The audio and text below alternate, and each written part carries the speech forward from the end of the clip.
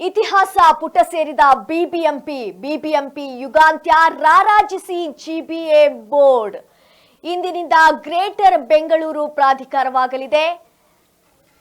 ಅಧಿಕೃತವಾಗಿ ಒಳಗೊಂಡ ಗ್ರೇಟರ್ ಬೆಂಗಳೂರು ಪ್ರತಿ ಪಾಲಿಕೆ ಗಡಿಭಾಗಗಳು ಕೂಡ ಬಿಡುಗಡೆ ಮಾಡಿ ಆದೇಶ.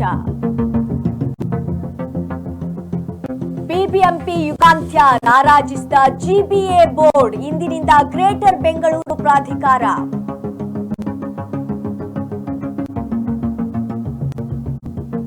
ಅಧಿಕೃತವಾಗಿ ಒಳಗೊಂಡ ಗ್ರೇಟರ್ ಬೆಂಗಳೂರು. ಇಷ್ಟು ದಿವಸ ಬಿಬಿಎಂಪಿ ಅಂತ ಇತ್ತು, ಆದ್ರೆ ಇನ್ನು ಮುಂದೆ ಜಿಬಿಎ. ಈ ಒಂದು ಜಿಬಿಎಗೆ ಆಯ್ಕೆಯಾಗಲಿದ್ದಾರೆ 500 ಸದಸ್ಯರು. ಇನ್ನು ಮುಂದೆ ಬಿಬಿಎಂಪಿ ಅಲ್ಲ, ಜಿಬಿಎ ಗ್ರೇಟರ್ ಬೆಂಗಳೂರು ಪ್ರಾಧಿಕಾರವಾಗಲಿದೆ. ಇನ್ನು ಮುಂದೆ ಬಿಬಿಎಂಪಿ ಅಂತಲ್ಲ.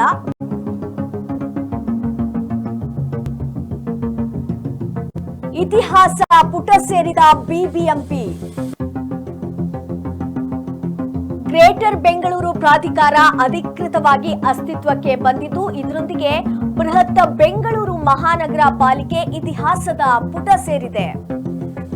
ಗ್ರೇಟರ್ ಬೆಂಗಳೂರು ಪ್ರಾಧಿಕಾರದಡಿ 5 ಮಹಾನಗರ ಪಾಲಿಕೆಗಳ ರಚನೆ, ಆಡಳಿತ ವಿಕೇಂದ್ರೀಕರಣ ಮತ್ತು ಅಭಿವೃದ್ಧಿ ಕಾರ್ಯಗಳನ್ನು ತ್ವರಿತಗೊಳಿಸುವಂತಹ ಗುರಿಯನ್ನ ಹೊಂದಿರುವ ಐತಿಹಾಸಿಕ ನಿರ್ಧಾರ ಎಂದು ಉಪಮುಖ್ಯಮಂತ್ರಿ ಡಿಕೆ ಶಿವಕುಮಾರ್ ಅವರು ಮಂಗಳವಾರ ಹೇಳಿದ್ದಾರೆ.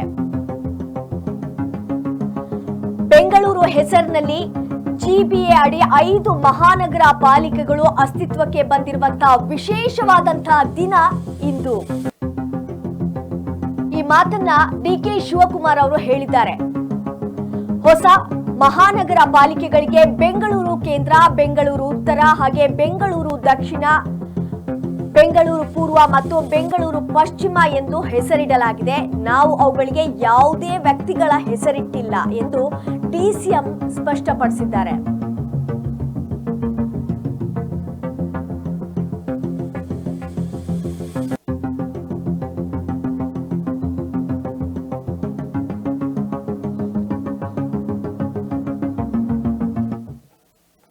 We have the Greater Bangalore Authority has been formed.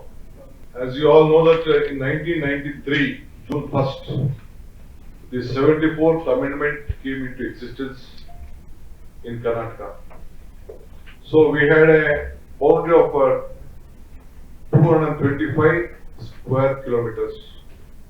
On 16/1/2007, the Bೃಹತ್ Bangalore was being formed with 720 kilometers with 198 wards. Again, looking at the aspects, we brought out with the new legislation. Then we thought that there is a lot of problem connected to the administration. On 22/9/2014, under the chairmanship of Mr. B.S. Patil and Mr. Siddhaya being the member, and our one Mr. Ravichandra, 3 of them, a committee was being formed to relook to it, to see that we give a better governance on this.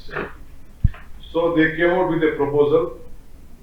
More than thousands of common man citizens gave various suggestions. Hundreds of meetings was being conducted. From 2014 to 2018, about 9 reports was being submitted on that issue. So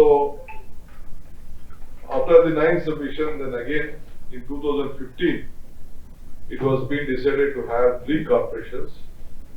Then ultimately this was being sent to the governor. Then again the government decided that it could not go through. Then the government had to withdraw on 26/7/2009. Since it was been 19, since it was been not cleared by the governor.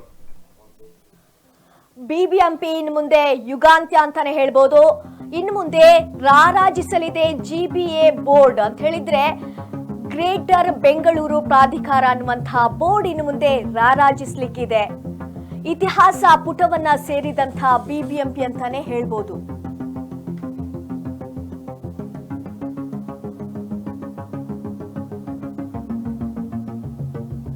Bengaluru ಹೆಸರಿನಲ್ಲಿ GBA ಅಡಿ 5 ಮಹಾನಗರ ಪಾಲಿಕೆಗಳು ಅಸ್ತಿತ್ವಕ್ಕೆ ಬಂದಿರುವಂತಹ ವಿಶೇಷವಾದಂತ ದಿನ ಇವತ್ತು ಅಂತ ಶಿವಕುಮಾರ್ ಅವರು ಹೇಳಿದ್ದಾರೆ.